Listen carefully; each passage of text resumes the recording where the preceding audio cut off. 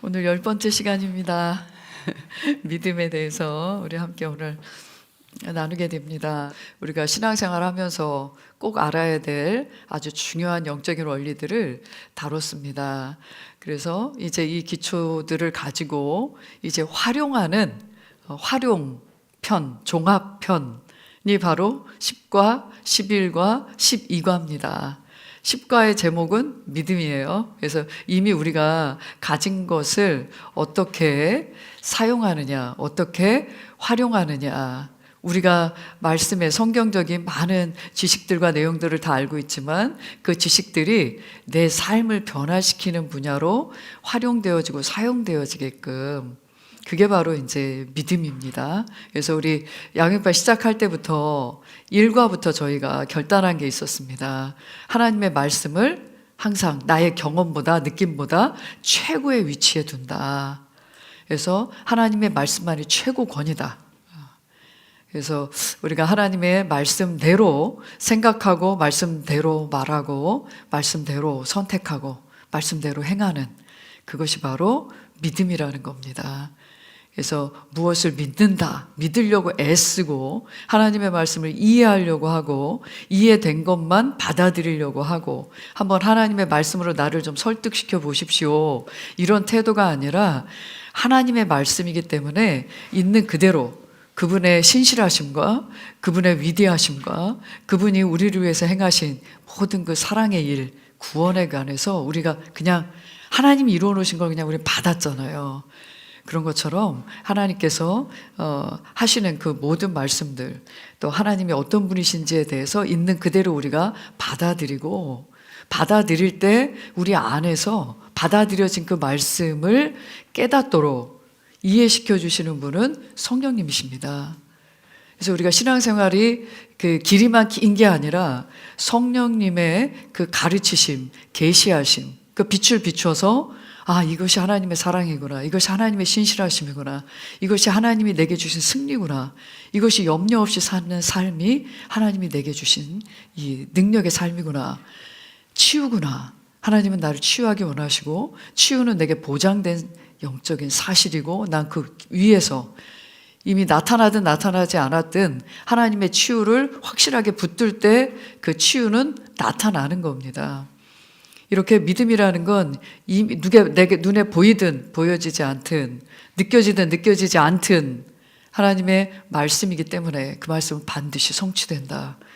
예, 그렇습니다. 하나님의 말씀은 반드시 성취되고야만은 진리의 말씀입니다. 하나님은 참 신실하십니다. 이것을 우리가 있는 그대로 받아들이는 것. 그래서 믿음은 하나님의 말씀을, 그분의 신실하심을 있는 그대로 받아들이는 거고요. 근데 그분이 얼마나 신실하신지, 그분이 얼마나 참되신 분이신지는 우리가 우리의 어떤 경험이나 우리의 생각으로 또 우리의 논리로 증명해내려고 무지 애를 쓰잖아요. 근데 혼적인 기능입니다, 그건. 혼적인 기능인데, 이미 우리가 하나님을 떠난 상태에서 길들여진 우리의 혼적인 기능은 하나님의 진리의 말씀을 반대하게 되어 있어요. 습성이 그래요. 그래서 우리의 혼을 너무 신뢰하지 마십시오. 우리가 이미 죄로 인해서 망가지고 또 세상에 의해서 길들여지고 교육되어진 이 혼을 가지고, 내 혼의 생각과 논리와 경험을 가지고 느낌을 가지고 하나님의 말씀이 맞느냐 틀리냐, 왜 이러냐, 이렇게 하나님의 말씀을 판단하는 것, 또 비판하는 것, 의심하는 것, 이 모든 것이 바로 우리 안에 이렇게 하나님의 말씀에 대한, 그분에 대한 믿음의 반응들을 계속 무력화시킵니다. 그래서 우리가 가지고 있는 이 생각이라는 게요, 굉장히 하나님의 그런 모든 것을 받아들일 수 있게도 하고 또 거절할 수 있게도 하는 굉장히 강력한 능력이라는 것.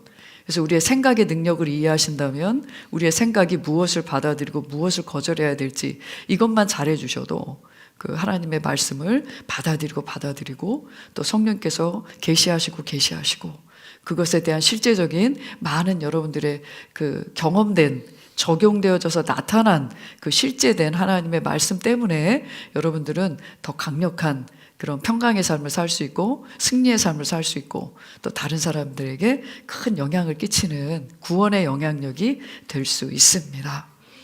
우리가 이렇게 양육반을 통해서 영이신 하나님 또 영적인 하나님의 말씀을 받아들이는 데 있어서 오직 성령이 아니고서는 우리가 깨달을 수도 이해할 수도 또 실제될 수도 없습니다. 오직 말씀과 성령으로만 내가 변화되어지고 발전할 수 있고 하나님이 원래 계획하신 영적인 성장의 최고봉까지 우리는 나아가고 달려갈 수 있습니다. 말씀과 성령으로만 변화됩니다. 이 부분에 대한 결론을 확실히 여러분이 더 갖게 되시기를 축복하고요. 그 다음에 이 말씀을 가지고 영적인 말씀을 가지고 그냥 영적인 것으로만 보이지 않는데 영의 마음의 어떤 평강을 누리고 이 안으로만 기쁨을 누리는 그 정도가 아니라 삶을 변화시킬 수 있습니다. 삶의 영역은 치열한 전쟁터일 수 있어요. 여러분들의 삶을 가로막고 문제되게 하고 위기 상황에 처하게 하고 심지어 그런 상황이 올 때 하나님을 불신하고 의심하게 만드는 많은 도전들이 있을 겁니다. 하지만 이 모든 것들을 가장 강력하게 다룰 수 있는 거 결국 삶도 영적인 것들이거든요. 영의 산물이에요. 어떤 영적인 존재와 어떤 영의 세력과 결탁되어 있느냐에 따라서 삶은 그렇게 나타납니다. 그래서 결국은 영이신 하나님의 말씀, 하나님의 입에서 나오는 그 능력을 가지고 말씀을 가지고 삶을 다루기 시작한다면 우리의 삶은 정말 하나님께서 계획하신 그 아름답고 또 위대한 삶으로 그리고 다른 사람을 어떻게 보면 우리가 이렇게 자연적인 영역에서 치열하게 살다 보면 나밖에 모르잖아요. 나밖에 모르고 나만을 위해서 나를 보호하기 위해서 내 유익을 구하는 삶으로 우리는 치우칠 수밖에 없는데 우리가 하나님의 말씀을 가지고 다스리는 삶을 살다 보면 정말 남을 섬기고 사랑하는 삶으로 발전할 수밖에 없습니다.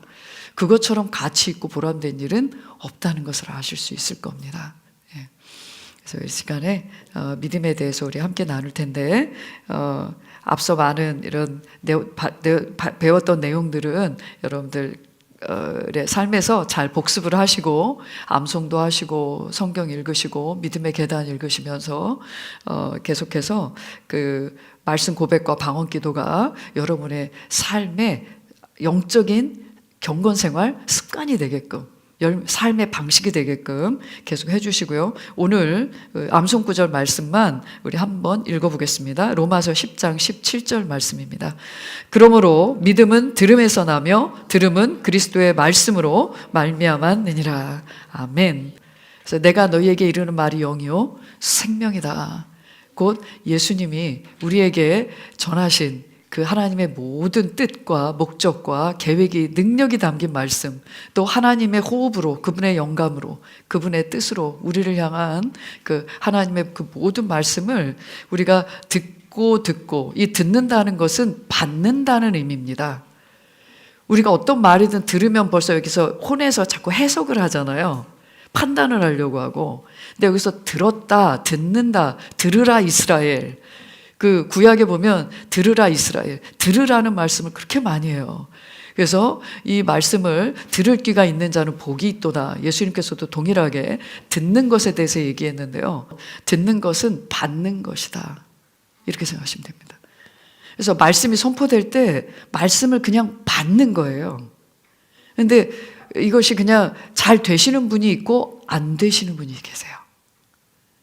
말씀이 딱 선포되면 그런 게 어딨어. 이렇게 받아들여지기도 하고요.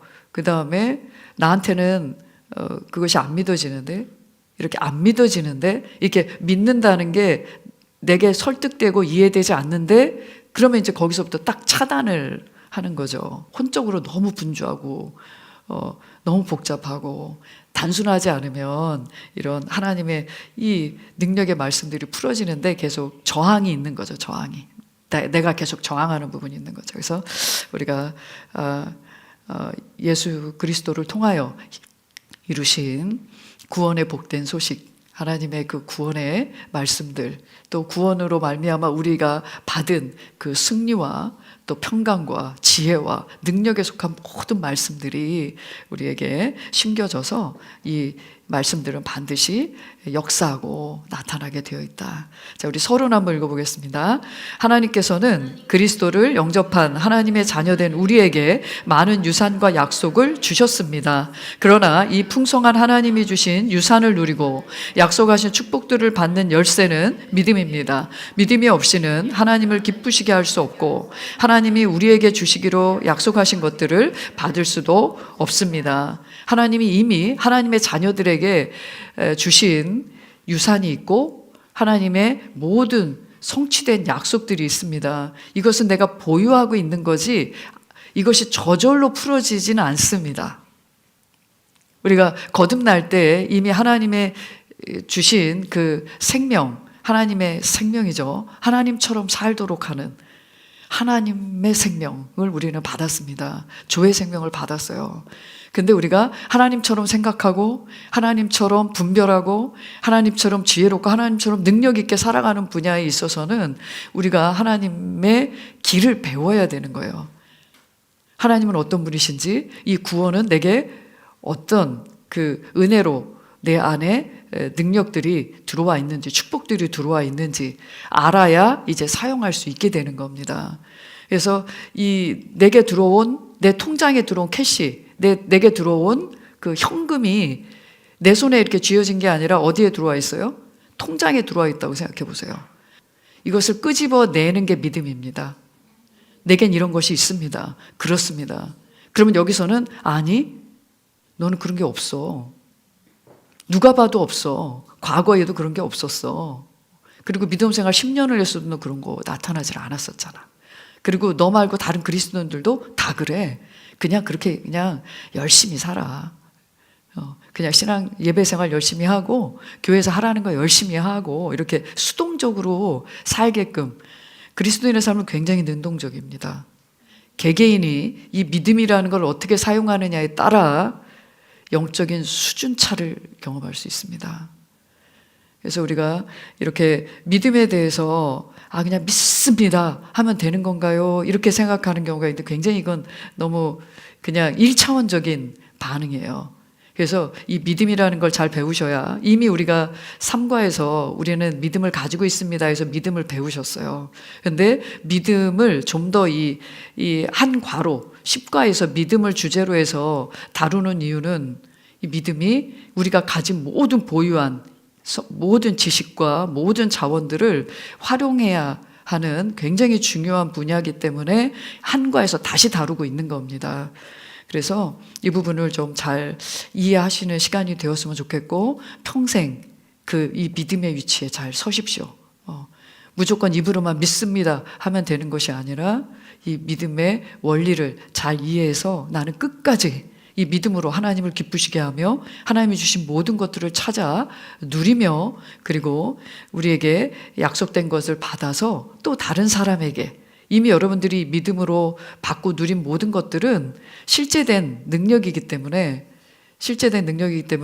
다른 사람에게도 그 능력을 전이시킬 수가 있습니다. 되어지게 하는 능력으로 여러분들과 그냥 접촉하고 그냥 몇 마디 말만 했어도 여러분이 기도로 풀어낸 예언과 그들을 향한 축복이 정말 되어지는 역사로 나타나는 걸 더 많이 보시게 될 겁니다.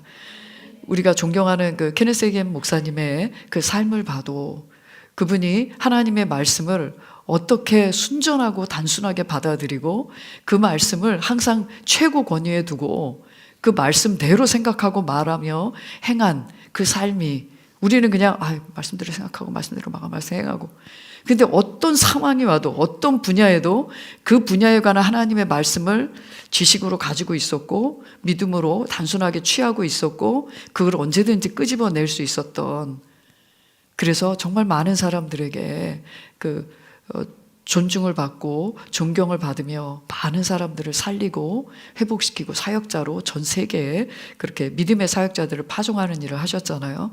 그래서 이 믿음은 너무나 큰 일을 해낼 수가 있습니다. 그래서 보시면 믿음이란 우리가 거듭날 때 우리 모두에게 여기서 우리 모두라는 건 그리스도인을 얘기합니다. 예수님을 구원자와 주님으로 영접하는 그 순간 우리에게 들어오는 것이, 우리에게 생겨나는 것이 바로 믿음입니다. 그래서 이 믿음은 점점 더 많은 분야로 증가될 수 있고, 그리고 각 분야마다 그 믿음을 더욱더 강화시킬 수 있다고 지금 그 특징을 말해주고 있습니다. 그래서 믿음이 들어오는 건 예수님을 영접할 때 순간적으로 일어나는 일이에요. 그래서 그리스도인으로서 믿음이 없는 사람은 단 한 사람도 없습니다. 근데 우리는 내가 믿는다, 안 믿는다라는 행위, 행동, 나타남, 이런 걸 생각하니까 나는 믿음이 하나도 없는 것 같다. 수십 년 생활했어도 난 믿음이 하나도 없는 것 같다. 그래서 어머님이 이제 그런 말씀을 한번 하셨어요. 난 믿음이 없는 것 같다. 왜요, 어머니? 나는 방언을 잘 못하잖아. 난 믿음이 하나도 없는 것 같다. 나는 그 영혼 구원을 많이 못했잖아. 전도를 못했잖아. 난 믿음이 하나도 없는 것 같다. 말씀을 잘 못 전하잖아. 이렇게 전부 다 그 믿음을 나의 그런 그 신앙생활에 나타나는 결과로 이렇게 판단하는데, 성경에서 말하는 믿음은 내장된 겁니다. 의도, 우리 안에 주어진 본성이라고 말씀드렸죠. 이것은 마찬가지로 믿음도 우리 영의 새로운 기능입니다. 우리의 거듭난 영의 새로운 기능이에요. 그래서 말씀을 들을 때 받아요. 혼적인 어떤 저항이 있어도 일단 받아들인 겁니다. 그리고 저항이 서서히 이렇게 약화되면서 더 받아들였던 말씀들이 이제 성령의 빛비추심과 계시하심에 의해서 풀어지거든요. 그래서 믿음은 하나님 그분의 신실하심과 그분의 말씀의 신실함을 받아들이는 능력이에요. 그래서 어떤 분들은, 그런 분들 부럽죠. 하나님 말씀을 전하면 아무 의심 없이 아멘 이런 분들이 계세요. 근데 어떤 분들은 저게 맞나, 아멘을 해야 되나, 이렇게 고심하는 분들이 계신데, 근데 이 어떤 반응과 어떤 각자 이렇게 각기 다른 형태가 있을지라도 그리스도인들은 기본적으로 하나님의 말씀을, 그러니까 저항이 있고 없고의 차이지, 하나님과 그분의 신실하심을 받아들일 수 있는 능력을 가지고 있습니다. 그래서 케네스 해게 목사님은 믿음에 대해서 말씀하실 때 그 하나님의 말씀에 대하여 그 설득되어진 상태, 설득되어지는 능력이라고도 얘기하셨어요. 그러니까 하나님의 말씀에 설득될 수밖에 없는 영의 상태를 우리는 가지고 있습니다. 그래서 저항이 많은 사람일수록 많이 받아들여야 되고요. 그래서 한 번 듣고 아니다 이렇게 해서 거기서 멈추시게 되면 그분은 계속 그 강력한 저항에 의해서 받아들이지 않은 말씀 때문에 그냥 세상적이고 그냥 그 육신적인 기준을 가지고 그냥 살아가게 되는 거죠. 근데 그렇게 아무리 저항이 있어도 또 듣는 자리에, 말씀을 배우는 자리에, 말씀을 받는 자리에, 어떤 간증이든 예배든 설교 말씀이든 새가족반이나 양육반이든 또 들어보시는 게 좋습니다. 그래서 그땐 내가 왜 이걸 이해 못했었지? 이런 일들이 일어나는 게 믿음의, 우리 안에 내장된 그 믿음이라고 하는 능력이 이제 작동하기 시작을 하는 거거든요. 그래서 이렇게 우리는 이미 거듭날 때 이렇게 하나님의 말씀에 설득되어질 수 있는 능력을 가지고 태어났습니다.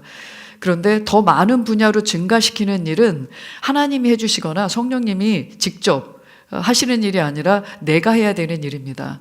여기서 각자 더 많은 분야로 증가된다는 건 구원이 뭔지, 구원받자마자 구원이 뭔지 배워요. 그리고 구원받은 그리스도인들은 승리하는 삶을 산대. 그러면 구원에 대한 확신이 들어가고 또 그 확신에 의해서 그럼 승리도 내 것이네. 내가 어떤 상황이 와도 내가 요동하지 않으며 내가 불안해하지 않을 이유가 바로 나에게 승리를 주신 주님 때문이네 하면서 또 승리를 차지해 나가고, 어떤 상황이 와도 염려나 걱정, 늘 그런 체질의 사람이었더라도 아무것도 염려하지 마라. 아무것도 염려하지 말고 모든 일에 기도와 간구로 너희 구할 것을 감사함으로 구해라. 아무것도 염려하지 마라. 염려하지 않아야지. 그래, 감사함으로 하나님 앞에 이 모든 승리에 대해서 이미 내가 차지할 그 승리를 바라보면서 이 승리가 내 것이라고 취하면서 내가 이 상황을 한번 다뤄보자 하면서 이제 그렇게 하면서 또 승리를 차지하게 되고 치유의 영역도 내가 차지하게 되고 이렇게 하면서 그 재정 분야 같은 경우도 재정에 관한 하나님의 지혜와 또 하나님의 그 가르쳐 주시는 이 땅에서의 그런 바른 태도, 특히 재정 같은 경우는 우리 마음 중심도 돈의 종이 되어서는 안 되고요. 그리고 삶의 태도에 있어서도 돈은 혼자 버는 게 아니잖아요. 같이 벌게 되잖아요. 어떤 사람이 어떤 필요가 있는지에 맞게 나는 그 제품을 생산하는 거고 생산된 제품을 어떤 도매업자, 소매업자들과 같이 이것을 유통하고 전부 다 관계인 거죠. 근데 성경은 다 관계에 대한 말씀이잖아요. 하나님과의 관계, 내 이웃을 사랑하라고 하시는 모든 사람의 유익을 구하고 섬기라고 하신 그 섬김의 능력을, 사랑의 능력을 주시는 하나님과 지혜의 능력을 주신 하나님과 협력하는 것을 통해서 얻는 거기 때문에 재정 분야도 이렇게 말씀을 배워나가면서 재정 분야에 적용하면서 점점 더 증가해 나갈 수 있습니다. 근데 이렇게 믿음이 어떻게 보면 많은 믿음, 또 많은 믿음에서 그 강한 믿음으로 우리가 더 전진을 하셔야 되는데요. 여기서 각 분야마다 그 분야가 점점 강화되는 겁니다. 만약에 치유 같은 경우도 내가 감기나 내가 위장병이 있었다거나 아니면 편두통이 있었다거나 내 질병에 관해서 내가 몇 가지를 다뤄봤어요. 그런데 내게 있었던 어떤 질병보다 더 강력한 질병에 대한 어떤 공격이나 진단을 받게 될 때 이제는 더 큰 질병을 또 다뤄봐야 되겠죠. 그래서 어떤 분이 암이 걸렸다고 합시다. 그런데 암 진단을 받았어요. 제가 기도로 믿음으로 하겠습니다. 이렇게 하는데 한번 봐야 돼요. 그러니까 이분이 평소에 아주 열을 떨어뜨린다거나 감기를 낫는다거나 아니면은 이렇게 몸에 있는 증상을 이렇게 내가 믿는 그 치유로 인해서 보장된 나의 치유로 인해서 나는 아플 필요가 없어라고 최소한 아주 작은 질병들을부터 중한 질병까지 이렇게 다뤄봤는지 봐야 됩니다. 그래서 전에 치유를 경험하신 적이 있나요? 이렇게 물어봤을 때 치유를 적용해 보신 적이, 치유의 말씀을 적용하고 취해 보신 적이 있나요? 물어봤을 때 그런 적이 거의 없어. 근데 암은 믿음으로 하겠다. 만약에 이렇게 한다면 이분은 치유 분야의 믿음을 강화시켜 본 적이 없기 때문에 이 암을 대면하는 데 있어서 굉장히 어려움을 겪게 됩니다. 그래서 오히려 믿음으로 다루는 것보다 이 암의 증식이 훨씬 더 빨리 진행이 될 수도 있어요. 이런 경우는 같이 협력을 하셔야 됩니다. 그래서 때로는 이런 그분의 믿음의 역량을 보고 어떻게 의사와 협력하면서 그 본인의 의지를 세우고 살리고 강하게 하고 이런 것들을 이렇게 차근차근 이렇게 시작하게 하는 경우도 있습니다. 그래서 이렇게 각 분야마다 더 강하게 하는, 그러니까 말씀을 계속해서 끈질기게 적용하는 부분들이 있어야 되겠죠. 그러면 그 분야가 강해져서 강한 믿음의 사람이 되는 겁니다. 그래서 큰 믿음, 강한 믿음의 사람으로 발전하는 분야는 이거는 하나님이 알아서 해주시는 게 아니라 기도만 하면 되는 게 아니라 이렇게 내가 믿음을 사용할 때에만이 주어지는 것이다. 그래서 여기 우리가 거듭날 때 우리 모두는 이미 일정 분량의 믿음을 받았습니다. 그 믿음을 가지고 더 많은 분야로 증가시키며 각 분야의 믿음을 강하게 하는 것은 이제 우리가 해야 할 일입니다. 그래서 이 주제를 놓고 우리가 이 시간에 더 깊이 더 구체적으로 배우려고 합니다. 로마서 12장 3절 읽겠습니다. 다만 하나님께서 각 사람에게 나누어 주신 믿음의 분량에 따라 건전하게 생각하라. 각 사람에게 나누어 주신 믿음의 분량이 있는데 그 분량이 어느 만큼이냐 하면 더 메이저 오브 페이스라고 되어 있어요. 여기서 더라는 부정관사를 썼을 때는 똑같은 분량을 줬다는 것입니다. 만약에 메이저 오브 페이스라고 했으면 각자 얼마씩을 나누어 준지 알 수가 없는 겁니다. 차등을 줬다는 얘기예요. 근데 더 메이저 오브 페이스라고 해서 여기서 부정가사 더를 썼다는 건 똑같은 분량이 주어졌다는 겁니다. 그래서 이렇게 똑같은 분량의 믿음이 주어져서 이 믿음의 분량에 맞게 건전하게 생각하래요. 여기서 건전함이라고 하는 건 탁월함을 얘기합니다. 탁월함, excellent. 그리고 soundness, 아주 안정되고 평안함. 그러니까 요동이 없어요. 강한 사람은, 가진 사람은 움직이지 않습니다. 없다고 생각하니까 불안해하고 떠는 거지, 있는 사람은 그 안에서 가지고 있는 그 든든함이 있어요. 그래서 여기서 건전하기라는 건 우리가 이미 배웠지만 산을 움직일 만한 하나님의 능력이 우리 안에 들어와 있는 거고, 불가능을 가능케 하는 하나님의 능력이 들어와 있는 거기 때문에 우리는 그만큼 그 탁월함 안에서 우리는 생각하고 말하고 움직이는 것입니다. 그래서 믿음의 정의 한번 읽겠습니다. 믿음은 하나님의 말씀을 듣고 그 말씀에 인하여 설득되어지는 것입니다. 어떤 분야의 하나님의 약속의 말씀을 들을 때 그것에 설득되어졌다면 이미 그 분야의 믿음은 우리 안에 있는 것입니다. 네, 뭐 승리의 말씀, 평안의 말씀, 또 지혜의 말씀, 그리고 그 능력에 속한 능력의 말씀, 부요의 말씀, 이 모든 분야의 하나님의 약속된 말씀, 하나님의 뜻과 목적을 우리가 듣고 받아들이면 그 설득된 우리의 영의 상태가 하나님의 말씀을 담고 있는, 혼에서 받아들여져서 우리의 영 안에서 활동할 수 있는 상태로 이미 들어와 있는 겁니다. 이미 영 안에 이미 가득한 것을 이미 나의 혼이 확인하잖아요. 확인하면 내가 이것을 쓰게 되어 있어요. 쓰고 싶어져요. 이건 아닌데, 내가 육신적으로 상황적으로 나타나는 이 문제들이 이건 아닌데, 그리고 이건 불법인데, 하나님의 자녀에게 있으면 안 되는 건데 라고 하는 그 담대함으로 그럼 내가 쓸 무기들을 꺼내게 되는 거죠. 그래서 이렇게 이런 믿음에 대한 그 정의를 케네스 하긴 목사님이 아주 잘 정리를 해주셨습니다. 말씀을 들으면 그 들은 말씀이 우리 안에서 설득되어지도록 하나님께서 이미 믿음이라는 걸 우리에게 주셨다. 그래서 많이 말씀이 선포되는 자리에 많이 노출되어 있으면 있을수록 많은 분야들이 설득이 되겠죠. 네. 그리고 크리스 목사님은 이 믿음에 대해서 어떻게 정의했냐면 그 하나님의 말씀에 대한 거듭난 영의 반응이다, 이렇게 하셨어요. 동일한 말씀이죠. 말씀이면 무조건 설득될 수밖에 없는 우리의 영의 상태가 되었고, 그 다음에 그렇게 우리는 반응할 수밖에 없게 되어 있다. 다만 혼이 시끄러운 사람들 하나하나가 다 의심이 되어지고, 하나하나가 다 판단이 되어지고, 하나하나가 내 경험에 의해서 이렇게 확인해야만이 나는 믿을 건데 라고 딱 이렇게 저항하고 있는 그 저항들이 있을 텐데요. 이런 분들은 정말 성령의 충만함을 받고 그 방언으로 기도할 수 있으시다면 방언으로 많이 기도하십시오.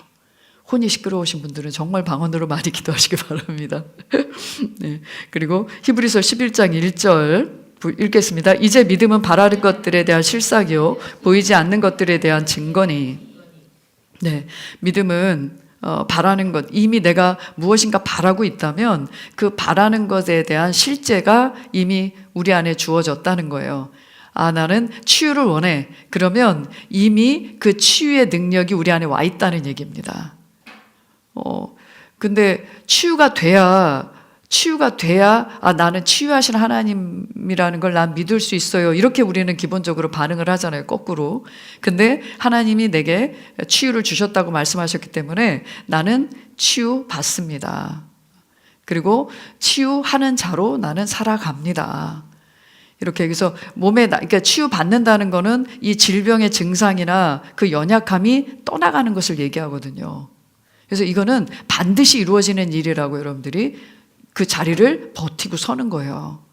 그래서 이것은 하고 또 하고 이렇게 세상에서 뭔가 열심히 해서 얻어내는 그런 그런 성취나 그다음 어떤 율법적인 그런 우리 행위에 의해서 하나님으로부터 뭔가 받아내야 되는 그런 것으로 접근하는 게 아니라 이미 그 한마디로 산을 막 올라가고 또 올라가서 그 정상을 차지해야 되는 게 아니라, 치유라는 정상을 차지하는 게 아니라 이미 정상에다가 우리를 떨어뜨려 놓으신 거예요. 그렇기 때문에 더 이상 그것을 차지하려고 애쓰는 게 아니라 나타남, 이미 내게 치유가 있는데 치유의 나타남을 놓고 이 말씀을 끈질기게 딱 정상에 서 있으란 말입니다. 치유 받을 때까지 기도할게요, 이렇게 반응하시는 분들이 계신데 이미 치유받은 그 자리에서 저는 물러서지 않겠습니다. 그러므로 치유라는 결과는 나타날 수밖에 없습니다. 나타난다, 이렇게 생각하시면 됩니다. 그걸 가지고 치유받는다, 제가 이렇게 표현한 거예요. 받을 때까지가 아니라, 될 때까지가 아니라 이미 된 것이 내 안에서 적용되어져서 나타나는 거, 그거를 우리가 보는 거죠. 그래서 보이지 않는 것이지만 증거가 있다, 이렇게 얘기하고 있어요. 증거를 가진 거나 다 없다. 그래서 우리가 믿는 자들 이러면은 보여봐, 증거 대봐. 네가 치유받은 거 그럼 얘기해봐. 네가 진짜 그렇게 이 사업도 망하고 저 사업도 망했는데 지금 이렇게 가난한데 네가 부자라는 걸 증명하면 내가 예수님 믿어줄게, 뭐 이렇게 공격적으로 나오는 분들 계신데요. 내가 부유한 자라는 거, 내가 치유자라는 거, 그 증거가 어디 있냐고? 그거는 하나님의 말씀이야. 하나님의 말씀은 테이스트먼트, 유언장, 권리증이에요. 이 모든 재산은 내 자녀 미숙이에게 몇 억을 상속했다. 그러면 그건 누구도 못 뺏어갑니다. 그래서 내게 치유가 상속되었어요. 그러면 이 치유라고 하는 것을 하나님의 말씀에 모든 사람의 모든 질병을 낫게 하시는 하나님의 그 치유라고 하는 권리증이 구약과 신약의 전체에 다 나타나 있잖아요. 그래서 그게 바로 나에게 치유의 증거가 되는 겁니다. 그래서 누가 뭐래도 지금 너 가난하잖아. 아니, 나는 부유한 자야. 내가 있는 것 가지고, 빚이 있어도 빚을 갚을 수 있는 능력이 있는 것만으로도 지금 상황에서는 하나님께서 내게 베푸신 큰 은혜고요. 그리고 내가 수입 지출에 딱 맞게 그렇게 살아갈 수밖에 없다라고 한다면 그 수준에서 나는 계속 부유한 자로서 이 상황을 다루고 있을 뿐이지, 부유한 자로서 빚을 다루고 부유한 자로서 지금의 어떤 딱 맞는 재정 수준을 다루고 있고, 부유한 자로서 넘치도록 주는 삶으로, 그러니까 어떤 분야든 부유한 자로서 다루고 있는 거고요. 어떤 분야든 치유자로서 질병을 다루고 있는 겁니다. 있어야 되는 거지라는 이런 증명하라고 하는 많은 사람들의 그런 공격적인 그런 말들이나 위협이 있을 거예요. 그럴 때 내 안에 있는 하나님의 말씀이 권리 증서야. 딱 그렇게 얘기하시면 됩니다. 그래서 이 믿음은 그렇게 가지고 있으면 있을수록 싸움이 작은 것부터 큰 것까지 계속 오게 될 겁니다. 그랬을 때, 그러니까 내가 이 질병 이겨냈으니까 다시는 질병이 안 오겠지? 이런 경제적인 어려움이 다시는 안 오겠지가 아니라 점점 더 큰 것을 다룰 수 있는 기회들이 오실 겁니다. 제가 문제라고 표현 안 했어요. 어떤 문제가 와도 그건 여러분들이 그 믿음의 거장으로 일어날 수 있는, 더 큰 믿음을 가지고 나올 수 있는 기회다. 예. 아멘? 믿으십니까? 다 그런 경험은 한두 번은 다 하셨을 거예요.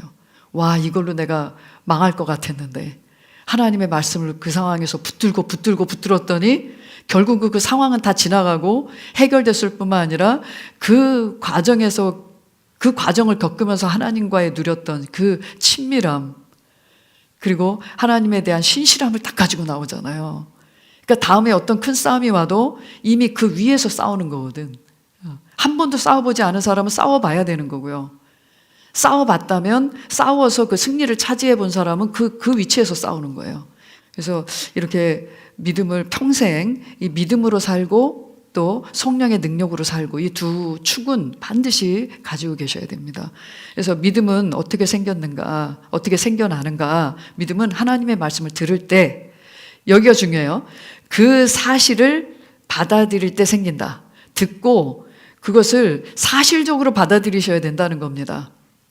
하나님의 자녀야 그러면 법적으로 하나님의 자녀일 뿐만 아니라 하나님의 실제적 아들입니다, 이렇게 얘기하잖아요. 실제적인 하나님의 모든 합법적인 상속과 그분의 권세를 이양받은 딸인데도 아들이라고 표현하는 것은 그분의 모든 것에 대한 상속권을 가지고 있기 때문에 아들이라고 표현합니다. 그래서 딸들이라도 아들이라고 표현하십시오. 나는 그분의 모든 권세와 능력을 상속받았다. 이렇게 이것을 내가 실제적으로 내가 예수님이 하나님의 아들로서 얼마나 사실적으로 사셨겠어요. 근데 우리는 나는 절대 예수님처럼 살 수 없어. 속으로 끊임없이 그 생각을 하면서 그냥 모양새만 내보자. 이렇게 무늬만 예수님처럼 이렇게 살아보려고 애쓰는 게 아니라 속부터 겉까지 다 난 그분의 아들로서의 그분의 형상을 가지고 나는 그분의 빛을 가지고 능력을 가지고 살아간다. 이것을 계속 사실적으로 인식하시게 되면 빛날 수밖에 없어요.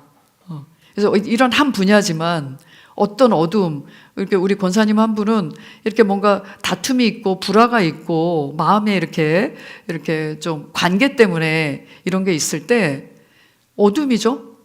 관계 안에 뭔가 이 어둠, 약한 영의 그 분리와 다툼과 시기와 서운함과 원망 이런 게 씨가 이제 뿌려지는 거잖아요. 그 연기처럼 스며들어옵니다. 다 화내는 게 당연하지 이런 식으로 약간 취하듯이. 디아블로스라는 악마라는 그 단어가요 연기라는 뜻이기도 하답니다. 나 화도 돼, 화내도 돼, 이럴 땐 내가 서운해해도 돼, 이럴 땐 원망하는 게 맞아, 싸워봐 한번, 이런 식으로 이제 계속해서 나를 이렇게 설득시키려고 하는 부분들이 있거든요. 아니, 난 어둠의 일에 조금 더 참여하고 싶지 않아. 설사 나는 전혀 잘못이 없거나 상대방보다 더 잘못이 없어도 나는 어둠으로 반응하지 않아. 난 빛이니까. 이렇게 해서 그 상황을 이겨내고 또 이겨내고, 그러면서 그 원래 가지고 있는 성품이 굉장히 부드러워지고 차분해지고, 왜냐하면 예전에는 욱하는 성격도 있으시고 그럴 때는 이제 말도 하지 말아야 될 거친 말들이 나가고 그러셨는데, 지금은 굉장히 정말 온화하고 부드러운 그런 성품 자체도, 그러니까 남편분이 당신 정말 많이 변했다 이렇게 할 정도로, 가족들이 다 알 정도로 이렇게. 근데 이거는 그분이 뭘 사용한 거예요? 믿음을 사용했잖아요. 자기 안에 있는 빛이라고 하는 말씀, 생명이라고 하는 말씀, 하나님의 아들의 그런 그 능력, 사랑을 내가 받은 자라는 걸 사실적으로 인식해서 그것이 더욱더 강화되는 것을 알 수 있습니다. 로마서 10장 17절 우리 말씀 읽었고요. 넘겨보시면 씨 뿌리는 자의 비유를 통해서 우리에게 이렇게 말씀이 들어가기만 하면, 그리스도의 말씀이 우리 안에 들어오기만 하면 믿음이 생기고, 그 믿음에 의해서 마귀의 일을 무력화시킬 수 있다는 것을 사단은 너무 잘 압니다. 그래서 씨 뿌리는 비유는 사복음서에 다 나와 있는 말씀인데요. 이게 얼마나 중요한 비유냐 하면 여기에서 바로 마귀의 일이 무엇인지, 마귀가 진정 원하는 것, 우리한테서 빼앗아가고 싶어하는 게 뭔지 잘 나타나 있기 때문입니다. 결론적으로 얘기하면 마귀의 일은 말씀을 빼앗는 것입니다. 마귀가 사람들 병들게 하고 사업 망하게 하고 사고 나게 하고 두렵게 만들고 여러 가지 할 수 있죠. 그런데 그것이 자기 혼자는 할 수 없다는 거예요. 마귀도 자기 혼자는 우리를 그렇게 망하게 할 수는 없습니다. 믿는 자, 특별히 여기서 지금 믿는 자를 얘기하는 거예요. 믿는 자들에게서 그렇게 그 강력한 본인의 그런 힘과 능력으로 사람을 망가뜨릴 수 없습니다. 우리의 허락이 필요합니다. 그래서 호세아 말씀처럼 이 백성이, 여기서 말한 이 백성은 하나님의 백성, 하나님의 자녀들을 얘기하는데요. 이 백성이 무엇이 없어 망한다? 기도 안 해서 망합니까? 열심히 봉사, 헌신, 전도 안 해서 망할까요? 지식이 없어 망하는 겁니다. 그래서 하나님의 말씀이 그 안에서 떨어져서 그 말씀에 이해되어지고 설득되어지고 계시되어진 말씀, 적용되어져서 능력으로 장착되어 버리면, 혼적인 영역을 이 말씀이 장악해 버리면 생각하는 것이나 말하는 것이나 선택하는 모든 영역에 말씀에 의해서 지배가 되어지면 이 사람은 마귀가 손을 댈 수가 없거든요. 그래서 마귀가 우리를 망가뜨릴 수 있는 것은 우리가 무지하든지, 그러니까 말씀이 없든지, 우리가 쓸 무기가 뭔지도 모른 채 그냥 교회만 열심히 왔다 갔다 하고 있다든지 이러면 그 사람의 삶은 결코 하나님의 말씀이 말하는 승리의 삶이나 사랑의 삶, 능력의 삶을 찾아보기는 어려울 겁니다. 그래서 이렇게 무지하든지 대충 알고 있기 때문에 유혹을 잘 받고 허락하든지, 그러니까 훈련이 안 된 거지.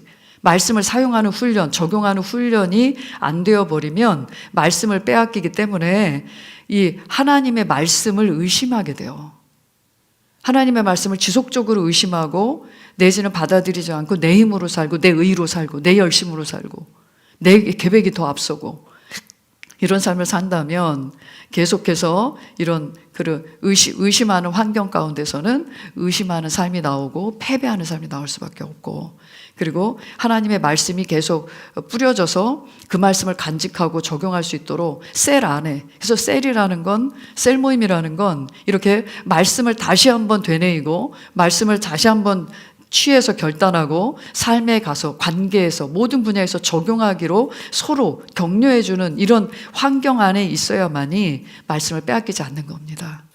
그래서 한번 읽어보겠습니다. 누가복음 8장 11절 15절. 이제 그 비유는 이것이라. 씨는 하나님의 말씀이요 씨가 길가에 떨어졌다는 것은 그들이 들으나 마귀가 와서 그들의 마음에서 말씀을 빼앗아가 버림으로 믿지도 구원받지도 못하는 자들이요 씨가 바위 위에 떨어졌다는 것은 말씀을 듣고 기쁨으로 받아들이지만 뿌리가 없으므로 잠시 믿다가 시험을 받을 때면 떨어져 나가는 자들이라. 씨가 가시떨기 사이에 떨어졌다는 것은 말씀을 듣기는 들어도 가서 이생의 염려와 부와 쾌락에 억눌려 온전함에 이르는 열매를 맺지 못하는 자들이요 씨가 좋은 땅에 떨어졌다는 것은 정직하고 선한 마음으로 말씀을 듣고 지켜서 인내로 열매를 맺는 자들이라. 아멘. 여기서 길가에 떨어졌다, 그러니까 하나님의 말씀에 저항이 많은 상태를 얘기합니다. 어떤 말씀을 들어도 이런 일이 가능한가? 이렇게 먼저 생각하게 되고, 나는 신앙생활 아무리 오래 했어도 이 말씀대로 되어지는 걸 본 적이 없어. 그러니까 나의 느낌이나 감각, 경험이 항상 앞서게 되는 거죠. 그래서 말씀이 아예 이렇게 떨어져서 간직되어지는 부분에 계속 방해를 받는 심령을 말합니다. 그래서 여전히 세상적인 논리와 이성, 그리고 나의 계산, 이런 것들이 계속 이렇게 저항을 하고 있다면 길가와 같은 심령입니다. 그래서 근데 이 길가와 같은 심령에는 말씀이 떨어지자마자 그냥 마귀가 바로 이렇게 빼앗아 가는 거죠. 그러니까 본인이 그런 저항을 하고 있기 때문에 맨 땅에 있으니까 바로 그냥 그 새가 쪼아먹듯이 그렇게 빼앗겨 버리는 것을 알 수 있습니다. 씨가 바위 위에 떨어졌다는 것은 말씀을 기쁘게 받아요. 이제는 말씀이 좀 들어가 간직되어지기는 하는데 이 시험이 오면 적용을 못해요. 아파. 병원 가면 되지. 이게 그냥 아예 그러니까 그래서 제가 그랬던 사람이라 아프면 무조건 병원 가. 이거에 저는 몸이 그렇게 특화돼 있어요. 약 먹어야지 이렇게. 그런데 목사님은 왠지 남편은 무조건 치유에 믿음으로만 하라는 것처럼 이제 느껴지는 거죠. 그러니까 말 안 하고 조용히 약국 가서 약 사 먹고 뭐 이렇게. 그러니까 이제 목사님이 약봉지를 보고 뭐 이렇게 보면은 기가 막힌 거예요. 아니, 약을 먹지 말라는 게 아니라 이 부분에 정말 믿음을, 치유의 말씀을 사용해 봤냐 이거죠. 치유의 믿음이 정말 강화되기 위한 어떤 것도 하지 않은 채 그냥 달려가니까. 그러니까 목사님이 수준을 낮춰서 뭐라고 하냐면, 그럼 병원 가기 전에, 약 먹기 전에 치유의 기도를 하고 가. 가기 전에 그거라도 해. 이렇게 해서 제가 이제 나도 해요. 이렇게 이제 얘기하면서 속으로는 실제 안 했거든. 거짓말이지 그거. 그래서 근데 어느 날은 그래. 내가 치유가 있다고 하는데, 이미 내가 치유를 주셨다고 하는데 내가 왜 이거 사용하지도 않고 약부터 병원부터 달려가야 되냐. 예수 이름으로 명한다. 이 목이 붓고 연락이 하는 이 모든 감기야, 이 모든 감기 증상아, 뿌리를 내리지 못하고 떠나갈지어다 하면서 이제 하기 시작했어요. 그러니까 제가 감사했던 게, 제가 치유의 믿음을 그렇게 그러니까 처음에 할 때는 그냥 미동도 없죠. 근데 이것을 반복해서 또 이래 말씀이 또 들어가니까 또 치유의 믿음이 강해져서 또 그걸 적용해보고 강해서 또 적용해보고 이렇게 하니까 다 한 4-5시간을 제가 병원도 안 가고 이제 약도 안 먹고 있는 상태인데 약을 먹은 것과 같은 똑같은 증상이 나타나는 거예요. 약간 몸이 약간 마비됐듯이 왜 진통제 먹으면 나타나는 그렇게 되더니 막 식은땀이 나면서 열이 쫙 내려가는 거죠. 그러면서 하루 지나니까 이제 목이 가라앉고 또 하루 지나니까 깨끗하게 이제 돌아오는 거예요. 그래서 이렇게 말씀을 기쁘게 받았는데 적용은 못하는 이런 단계가 있고요. 그 다음에 가시떨기라고 하는 거는 말씀을 듣고 적용을 해요. 이 말은 핍박을 이겨본 사람입니다. 어떤 핍박도 이겨봤는데 그보다 더 이제 오히려 핍박이 나아요. 핍박과 유혹을 이렇게 비교한다면 오히려 핍박이 오면 그 핍박을 이기려고 하는 속성이 이렇게 힘이 나오는데 유혹은 좀 달라요. 유혹은 우리 안에 어떤 추구, 갈망, 우리 안에 말씀으로 바뀌지 않은 인간적 추구와 욕망 이런 것들은 끌려가요. 쉽게 끌려가는 경우가 많습니다. 핍박은 이겼는데 유혹에 끌려가. 그 유혹이라는 건 어쨌든 우리가 사는 동안 눈에 보여지는 거 그게 부와 많은 쾌락 또 돈으로 안 되는 거 없어 뭐 이런 거 있잖아요. 그런 것들 때문에 우리가 쉽게 거기에 굴복되는 것을 말합니다. 그러면 이 믿음이 실질적인 열매를 맺기 전에 차선에 의해서 멈추는 최고가 눈앞에 있는데 차선을 선택하고 그 최고를 맛보지 못하고 또 무너지고 또 무너지는 현상이 나타날 수 있습니다. 정말 좋은 땅에 떨어져서 열매를 맺는 것은 사실 속이 진실해야 돼요. 보면 정직하고 선한 마음, 이건 지금 속을 얘기하고 계신 거잖아요. 속이 정직하고 선해야 된다. 진실해야 된다. 그래서 정말 하나님 앞에, 그러니까 우리가 눈에 보여지는 거, 사람, 상황에 굉장히 많이 의식하면서 우리가 살았고, 사실 그걸 피하기는 어려운 것 같습니다. 하지만 하나님보다 사람을 더 중요하게 여기는 사람. 그리고 지금 이 생보다 내 생을 준비하는 사람. 이런 내가 눈에 보이지 않으나 더 실제적이고 살아계신 그 하나님을 존중하려고 하는 사람으로 우리가 살아간다면 강단에서 어떤 말씀이 떨어져도 이 많은 사람이 듣고 있네. 나 하나쯤이야 뭐 안 들어도 돼. 아니요. 나한테만 하는 말씀처럼 들으셔야 됩니다. 지금 나한테만 말씀하신다 지금.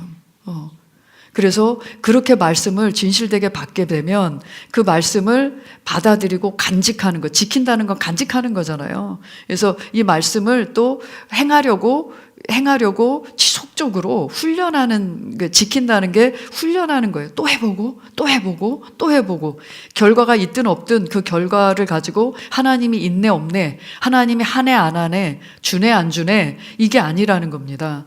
그렇게 해서 인내로 결실한다. 그래서 인내라는 거는 그냥 꾹 다물고 참아라, 이를 악물고 참는 것이 아니라 믿음을 지속하는 걸 인내라고 합니다. 말씀대로 생각하고 말하고 행하는 것, 이게 믿음인데 이 믿음의 그 믿음을 지속하는 힘, 이게 이제 인내입니다. 그래서 이걸 지속하다 보니까 자전거 타는 거랑 비슷하다고 생각하시면 돼요. 너무 힘들어. 그래도 페달을 계속 천천히라도 밟아야 돼. 그래야 가요. 천천히라도 앞으로 가. 그리고 쓰러지질 않아요. 그 자전거 이렇게 타시는 분들 보면은 멈추지 않잖아요. 아무리 힘들어도. 특별히 오르막 오를 때 멈춘다? 어떻게 된다? 쫙 미끄러져요.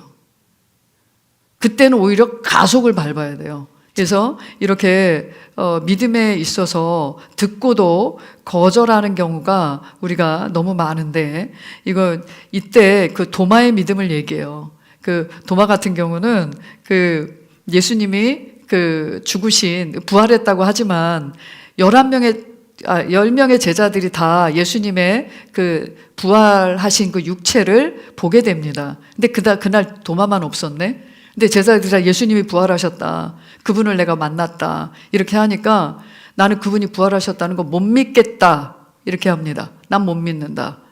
나는 그분이 못 박힌 손과 그 다음에 그 못 박힌 손을 만져보지, 그 발에 이렇게 흔적을 보지 않고서는, 그분을 직접 보지 않고서는 그 예수님이 부활했다는 걸 믿을 수가 없다고 말해요. 근데 그런 도마에게도 예수님이 찾아오시잖아요.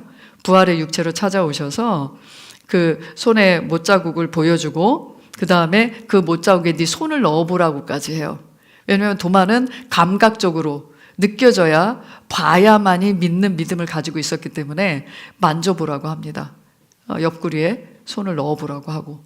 그래서 만져보고 그제서야 주님은 부활하셨습니다. 이제 거기서 이제 부활하신 주님을 믿는다고 찬양합니다.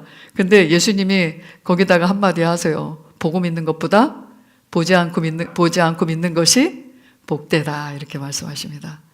그래서 그만큼 예수님의 말씀이 얼마나 신실한지에 대해서, 말씀에 대해서 의심한 것을 알 수 있어요.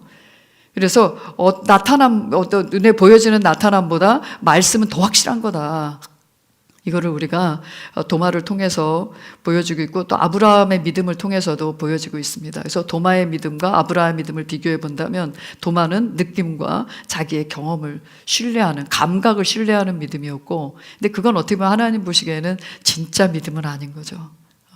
그리고 아브라함의 믿음은 갈 바를 알지 못하고 발을 떼는, 본토 친척 아비의 집을 떠나고, 그 다음에 너를 통해서, 네 씨를 통해서 그렇게 믿음의 자손을 얻게 될 것이다 라고 했을 때, 아브라함이 그것을 믿고 또 그 말씀을 의지해서 또 이삭을 낳게 되는 그런 것들을 볼 수 있습니다. 그래서 이렇게 믿음은, 그리고 또 하나는 예수님께서 나사렛에서 거절당하셨다. 나사렛은 그 예수님이 그 애굽에서 피신해서 예루살렘으로 가지 않고 나사렛 동네에 정착하게 됩니다. 아주 예루살렘에서는 변방, 아주 그 시골 지방이었죠.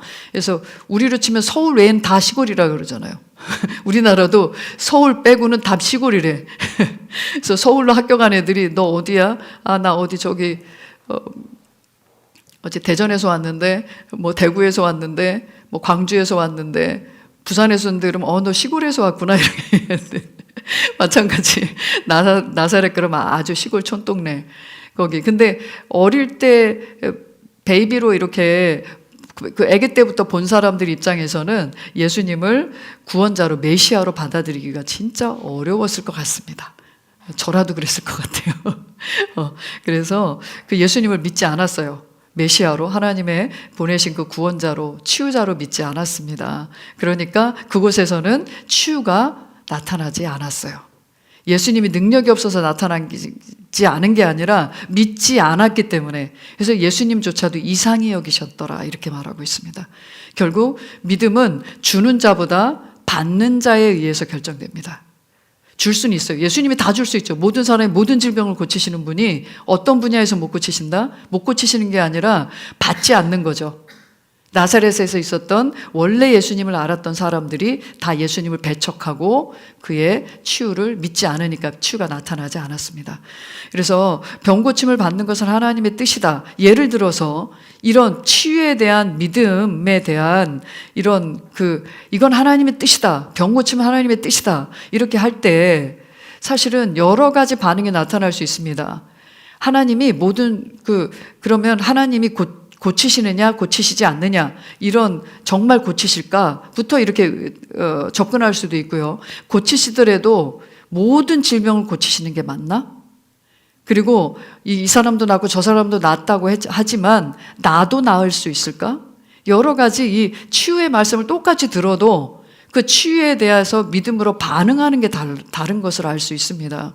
그래서 저 같은 경우도 병 고침이 정말 하나님의 뜻일까부터 저는 의심을 했었어요. 왜냐하면 그런 병을 고침받는 것을 사실 저는 본 적이 없거든요. 간증으로는 들었지만, 간증도 아주 특별한 사람을 특별히 사랑하셔서 특별히 하나님이 그 사람을 쓰려고 할 때 이렇게 쓰시는 도구라고 생각을 했지, 하나님이 모든 사람의 모든 질병을 고친다는 부분에 있어서만큼은 이해가 안 됐었어요. 받아들이기 어렵더라고요. 그런데 하나님의 그 말씀을 보면 구약에서도 그 구리뱀 사건이 쳐다보기만 해도 낫게 하시는 그 초자연적인 하나님의 치유와 용서를 보여줬잖아요. 그러니까 구약은 그럴만했어, 이렇게 칩시다. 그런데 여기서 보면 신약에 넘어와서 예수님의 하시는 행동을 보면 질병인데, 병인데 마귀를 꾸짖습니다. 마귀야 떠나가. 이렇게 그 사람의 그 질병이 죄로부터 온 것인지 마귀로부터 온 것인지 어쨌든 하나님이 시작하신 게 아니라는 걸 명백합니다. 하나님이 시작하시면 하신 일이면 예수님이 막으면 돼야 안 돼요? 그래서 병들어서 교훈받고 깨달을 때까지 놔두셔야지. 그런 사람이 단 한 명도 없지 않았습니까? 그래서 이 질병이라는 게 구약에서는 마귀로부터 온 거리, 사탄으로부터 온 것이라고 하는 계시가 너무 약하게 깔려 있어요. 근데 신약에 와서 이 치유에 대한 계시가 활짝 열리게 되는데 질병은 마귀의 일이다. 하나님의 일이 아니다. 이렇게. 그래서 그 예수님께서 채찍에 맞으심으로 모든 우리의 연약함과 질병, 고통을 다 담당하셨다. 그래서 예수님이 이 죄 때문에도 오셨지만 우리의 그 죄로 인한 저주 때문에도 오셨는데 그 저주 중에 하나가 질병이에요. 그래서 이 부분에 관한 말씀이 구약과 신약을 통해서 이렇게 하나하나. 근데 제가 어느 날 이렇게 축적된 말씀이 있어도 자꾸 의심이 되고 증상에 자꾸 끌려가는 거죠. 빨리 약 먹고 낫고 싶지. 안 믿진 않아. 안 믿진 않은데 빨리 이 상황을 벗어나고 싶어. 그러니까 어릴 때부터 그 약함, 질병 이런 거에 많이 노출이 됐었기 때문에 그 아픔에 약한 거예요. 그 통증에 약한 거예요. 그래서 머리도 많이 아팠었고 위장도 많이 아팠었고 이러니까 이게 위장이 아프면 또 머리가 아프잖아요. 근데 그런 증상하고 또 다른 증상이에요. 근데 저는 어쨌든 머리하고 위를 굉장히 많이 타고난 체질도 그렇고 근데 체질적으로 이렇게 태어난 사람이 어떻게 치유를 받아? 그냥 이렇게 이제 그런 생각이 많이 있었거든요. 근데 하나님이 이런 부분에 있어서 제가 언제 어떤 말씀에 이제 이렇게 각자 받는 어떤 계시가 일어나는 지점은 다 다르다는 걸 제가 말씀드리고 싶어서 그래요. 이렇게 많은 말씀들을 배웠어도 그렇게 저한테 확 꽂히고 계시되는 부분은 좀 약했어요. 그랬는데 예수님께서 출애굽할 때 이스라엘 백성이 출애굽할 때 하나님께서 자신을 계시하시죠. 그 광야에서 병든 자가 하나 없었고 약한 자가 없었습니다. 그러니까 그 광야에서 가나안으로 옮겨질 때 이렇게 누군가한테 엎혀 나온 사람이 한 사람도 없다는 걸 아셔야 됩니다. 근데 그 구약의 그 사건을 이스라엘을 어떻게 이스라엘 백성을 하나님이 그 광야에서 그 뜨거운 사막, 그 추운 밤은 또 엄청 또 얼어붙을 만큼 춥잖아요. 이 일교차가 크면 우리가 뭐 감기 걸린 건 당연하게 생각하는데 그 광야에서 그런 게 이스라엘 백성한테 있었다 없었다? 일교차의 영향이 있었다? 없었다? 없었습니다. 근데 제가 이렇게 보면서 애굽의 질병 하나라도 너희에게 내리지 아니한다. 나는 여호와 라파다. 딱 그 말씀하시는데 그렇지. 하나님은 어떤 질병 하나에도 내가 노출되기를 원치 않으시는구나. 그래서 저는 하나님은 모든 사람의 모든 질병을 치유하시는 치유자 나의 아버지십니다. 그걸 제가 알았어요. 민영이 권영이 말 안 듣는다고 이렇게 코로나 이렇게 그런 세균 이렇게 쫙 이렇게 해서 한번 정신 차려봐 이렇게 합니까?